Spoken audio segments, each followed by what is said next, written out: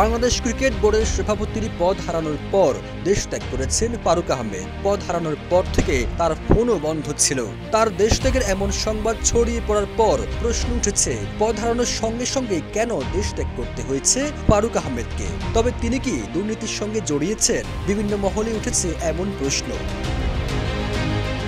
তবে দেশ ত্যাগের এমন গুঞ্জনকে তিনি একেবারেই উড়িয়ে দিয়েছেন। দেশ ত্যাগের গুজবে ফোন চালু করার পাশাপাশি বেশ কিছু গণমাধ্যমে বিবৃতিও দেন সাবেক এই অধিনায়ক। দেশ ত্যাগের বিষয়টিকে পুরোপুরি মিথ্যা দাবি করে ফারুক আহমেদ অভিযোগ করেন, যারা আমাকে নিয়ে এতদিন নাটক তৈরি করেছে, এটা তাদেরই একটা নাটকের শেষ অংশ।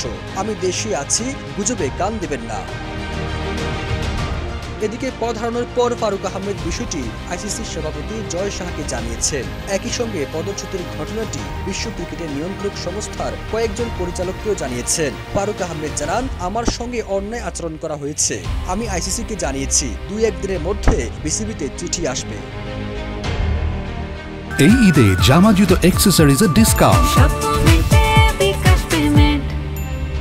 ফারুক আহমেদ পদত্যাগ করতে চান না, কিন্তু বিসিবির মোট 10 জন পরিচালকের মধ্যে 8 জন তার প্রতি অনাস্থা জানিয়ে ক্রীড়া পরিষদে চিঠি দেয়। এরপরই আসে সিদ্ধান্ত। তবে তার প্রতি অন্যায় হয়েছে জানিয়ে তিনি শেষ পর্যন্ত লড়াই চালিয়ে যাবেন বলেও জানান।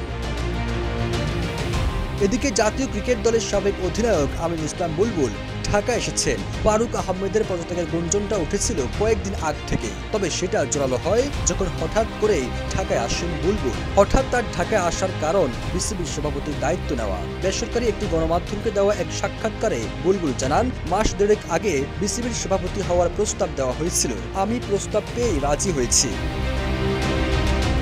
এর আগে ফারুক আহমেদের বিরুদ্ধে অনাস্থা জানিয়ে যুব ও ক্রীড়া মন্ত্রণালয়ে চিঠি দেয় 8 বিসিবি পরিচালক। এরপর ফারুক আহমেদের কাউন্সিলে মনোনয়ন প্রত্যাহার করেছে জাতীয় ক্রীড়া পরিষদ। এতেই পদ হারান ফারুক আহমেদ। সবুজ আলম, ইত্তেফাক।